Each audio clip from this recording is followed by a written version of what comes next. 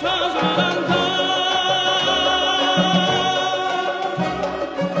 çoban neyi sazlarında toh kuzular nazlarında toh kuzular nazlarında nahır yalı tozlarında ay gülüm kendimizi isteyelim nahır yalı tozlarında ay gülüm kendimizi isteyelim. Əziz dinləyicilər, ulu kənd olan Qaraqonlu mahalının Çəmbərək rayonunda yerləşən Qaraqaya haqqında söhbətimizin ilk buraxılışını burada yekunlaşdırırıq. Siz o kənd bizim kəndimizdir verilişini dinlədiniz. Verilişin müəllif və aparıcısı Gülnarə Nemətova, rejissoru Gülşən Səmədova, redaktoru Sitarə İsmayıldır. Növbəti görüşədək.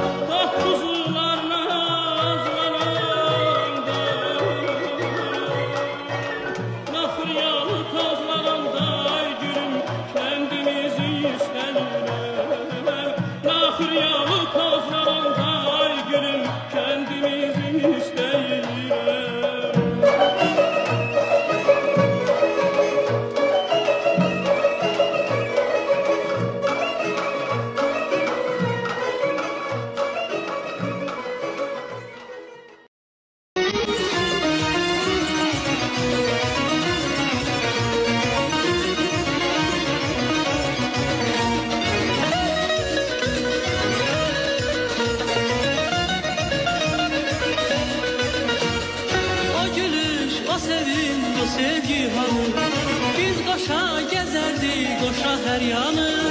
O gülüş, o sevinç, o sevgi hanı, biz koşa gezerdik koşa her yanı.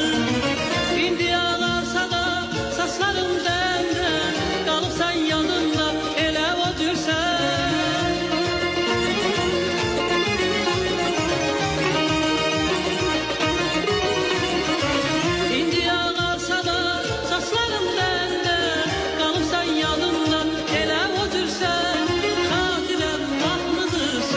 Sensen hatirem gozallık gozalıram ben. Hatirem ne şirin ne mehribandır. Hatirem hoş ümit hoş bir cumandır. Hatirem hoş ümit hoş bir cumandır.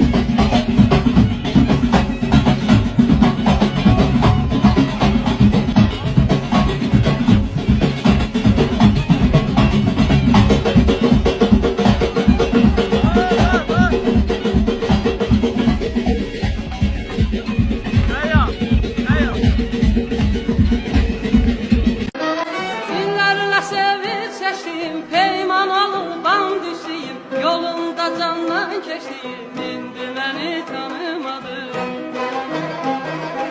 İndi məni tanımadı. İllərlə sevib çəkdiyim, peyman alıb and içdiyim, yolunda candan keçdiyim, indi məni tanımadı. İndi məni tanımadı. Həmişə gözləri gələrdi, üzümə xəfif gülərdi.